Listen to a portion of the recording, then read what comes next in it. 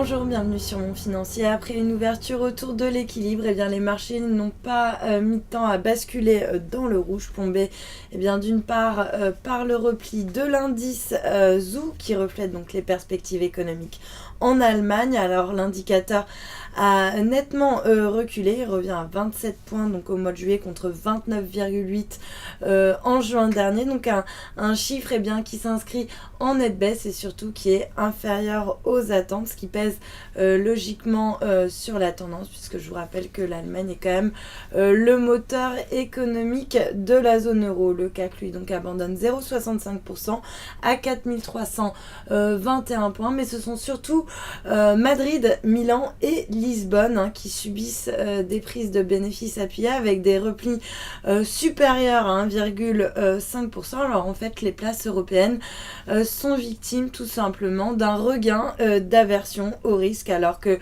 les déboires de BES, donc Banco Espírito Santo, une banque portugaise, ont ravivé les craintes sur la solidité du secteur bancaire portugais, plus généralement du secteur bancaire européen. Donc de quoi peser sur la tendance. On a Francfort qui abandonne également 0,6%, l'Eurostoxx moins 0,9% et Londres moins 0,23%. Du côté des valeurs maintenant, Danone, relevé de pondération en ligne à surpondéré par Morgan Stanley, reste en tête du CAC. On a également Saint-Gobain qui reste bien orienté, le titre gagne 1%.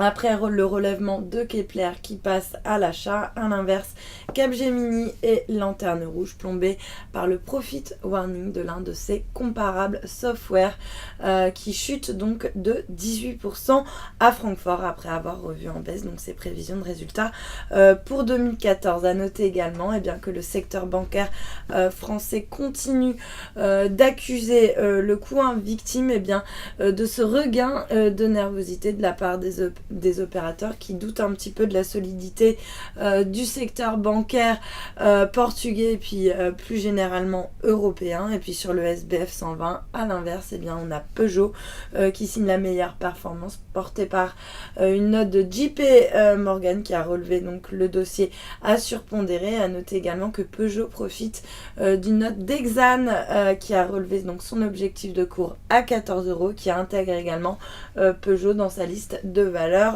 favorites. À noter également Genfit qui se distingue en hausse, soutenu par Deutsche Bank qui passe donc à l'achat sur le dossier. Puis sur le marché d'échange, on a un petit peu plus de mouvements qu'à l'ouverture. Une monnaie unique qui accuse le coup et qui s'inscrit en nette baisse face à l'ensemble de ses contreparties, plombée d'une part par le regain de nervosité sur le secteur bancaire européen et puis également par le repli de l'indice ZOO en Allemagne, donc moins 0,2% pour l'euro. On vient de casser le seuil des 1,36, 1,3593.